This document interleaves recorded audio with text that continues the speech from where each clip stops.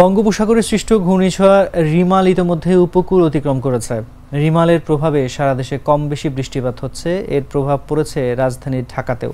সোমবার ভোর থেকেই থেমে থেমে দমকা বাতাসের সঙ্গে হালকা থেকে মাঝারি বৃষ্টি হচ্ছে। এই প্রতিবেদন লেখা পর্যন্ত পুরো রাজধানী জুড়ে বৃষ্টির খবর পাওয়া গেছে। বৃষ্টিতে স্বস্তি মিললেও ভোগান্তিতে পড়ছেন কর্মজীবী, স্কুল, কলেজ, বিশ্ববিদ্যালয়গামী শিক্ষার্থীরা। ভোর থেকে বৃষ্টি মাথায় নিয়ে কাজে বের হয়েছেন অনেকে। অস্বস্তিতে রয়েছেন রিক্সা চালকরা। অফিসগামীরাও পড়ছেন ভোগান্তিতে। কেউ ছাতা কিংবা কেউ রেইনকোট পরিধান করে বের হয়েছেন। অন্যদিকে রাস্তায় গণপরিবহনের সংখ্যাও কম।